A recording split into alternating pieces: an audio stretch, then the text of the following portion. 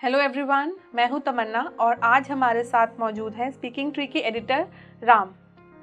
तो सर, मेरा क्वेश्चन आपसे आज ये रहेगा कि अक्सर हम लोग डिवाइन पावर्स की बात करते हैं कि डिवाइन पावर्स हमें कहीं ना कहीं गाइडेंस देते हैं, लेकिन जो एक इंसान बिल्कुल ही नॉर्मल है, जो इंसान स्पिरिचुअल है, वो समझ जाएगा कि डिवाइन पावर ने ही मेरी हेल्प करी है। लेकिन जो एक इंसान बिल्कुल नॉर्मल है, कॉमन पीपल, जिसके हम कॉमन मैन की बात करें, तो उसे कैसे समझ आएगा कि ये जो मेरे साथ अच्छा हुआ है या मैं जो एक प्रॉब्लम में से अपने आप बड़े इजीली बाहर निकला हूँ, वो एक डिवाइन पावर ने मेरी हेल्प की है।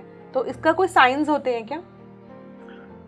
तमन्ना, कभी आपको जीवन में ऐसा महसूस हुआ है कि कोई आपकी मदद कर रहा है? कभी ऐसा लाइफ में जब आप सबसे ज़्यादा मुश्किल में फंसी हो, उस समय कुछ हुआ है ऐसा? आपकी ज़िंदगी के कोई ऐसे अनुभव हैं? जी जी बिल्कुल। क्या रहा? मतलब कोई कंडीशन ऐसी थी जहाँ से निकलना बहुत टफ था। मतलब मुझे लग रहा था कि इट्स वेरी टफ कि मैं इसको पार कर जाऊंगी, लेकिन वो इतना स्मूथली और इतना इजीली हुआ था कि मुझे खुद समझ नहीं आया था कि अचानक से ये क्या हुआ।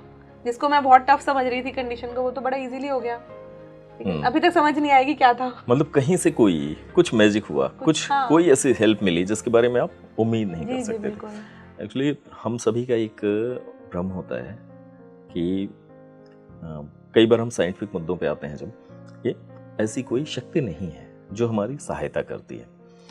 और हम चाहे कितने भी बड़े तर्कशास्त्री हों, कितने भी बड़े लॉजिकल माइंड वाले हों, लेकिन हम जब मुश्किलों में फंसते हैं और उस समय जब हमारे जीवन में कुछ ऐसी सहायताएं मिलती हैं, कोई ऐसी मदद मिलती है, जब हमारा काम हो जाता है और हम उस बड़ी परेशानी से बाहर आ जाते हैं, तो हमें रियलाइज तो होता है कि कुछ है, कोई ऐसी शक्ति है, कोई ऐसा डिवाइन पावर है, कोई जिसे हम दैवीय सहायता कहते हैं, वो मिले।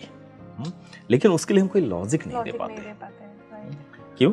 चीजें अदृश्य हैं, सूक्ष्म हैं और मनुष्य की सामान्य क्षमताओं से, यानी कि जो हमारी लौकिक इंद्रियां हैं, जितनी भी इंद्रियां हैं, उनसे देखने से परे हैं। तो डिवाइन पावर के बारे में मैं एक बात मानता हूं, कोई ऐसी सत्ता है जिससे पूरा ब्रह्मांड नियंत्रित हो रहा है, पूरा का पूरा यूनिवर्स। बहुत सारी चीजें प्रारब्ध का पार्ट होती हैं। प्रारब्ध का अर्थ कुछ ऐसा जो निश्चित हो चुका है पहले से और उस पर काम हो रहा होता है। हम अपने विवेक के अकॉर्डिंग फैसले लेते हैं, फिर भी कई जगहों पे हमें मुश्किलें आती हैं जीवन में।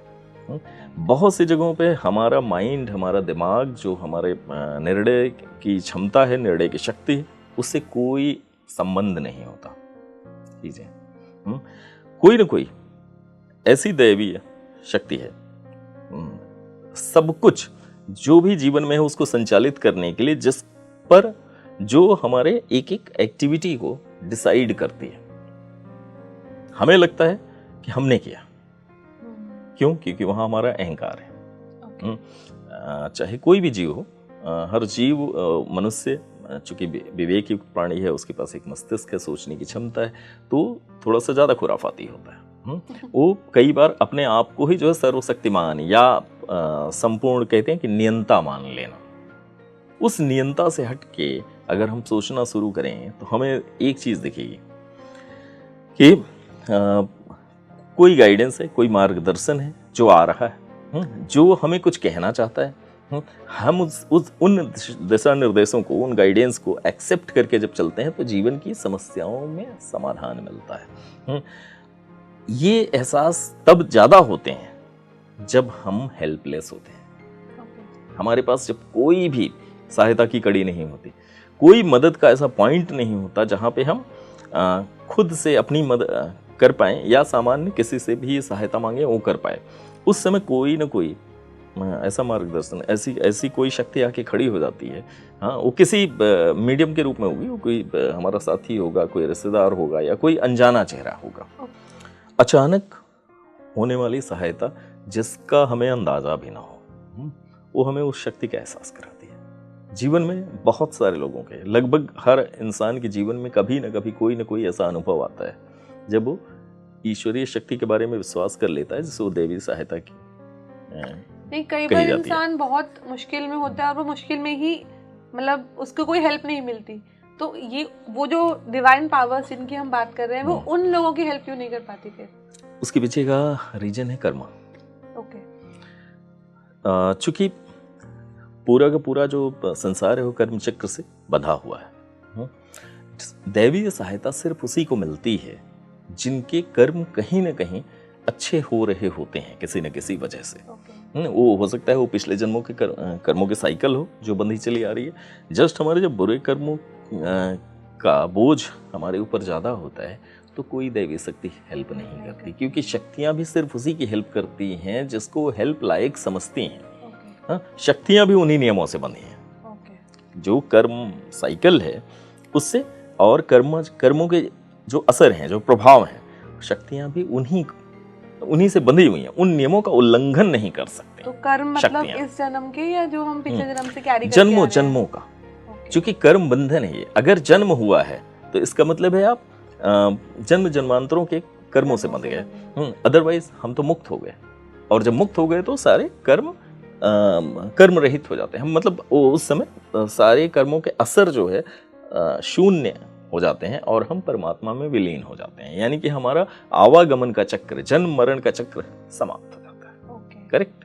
तो मतलब एक पॉइंट मुझे ये समझ आया कि जब हम अपने आप को उस डिवाइन पावर्स के लिए सरेंडर कर देते हैं, तब वो हमारी हेल्प करती है। मतलब जहाँ हमारा अहंकार बिल्कुल जीरो हो जाएगा कि मैं नहीं कर रही हूँ, कि मतलब अब आप नहीं है, अब जो भी है वही सर्वशक्तिमान है, और आप पूरी तरह से निराश्रित हैं आप, और आश्रय किसका हो गया? परमात्मा का, वो दैवी शक्ति का। तो और सेकंड पॉइंट ये है कि जो अगर हम बिल्कुल नहीं निकल पाए उस प्रॉब्लम में और हम फंसे रह गए, या कोई भी वो फंसा ही रह गया, तो यहाँ उसके कर्म ही रिस्पॉन्सिबल है। तो ये चीज यानी कि कर्मों का साइकिल वो हैं, कर्मों का असर है, दैवी शक्तियां हैं, दैवी सहायताएं हैं। हाँ, और ये उन्हीं नियमों के अकॉर्डिंग काम करती हैं। आपके कर्म बहुत बुरे होंगे, आपको कोई सहायता नहीं मिलेगी। कर्मों में कहीं ना कुछ अच्छा होगा तो आपको सहायता मिल ही जाती है। इसका एकदम सीधा ये सिद्धांत है। Okay, very interesting topic. Thank you so much sir, हमें इतनी डिस्क्राइब करने के लिए चीजें। तो आज के एपिसोड में इतना ही। Thank you.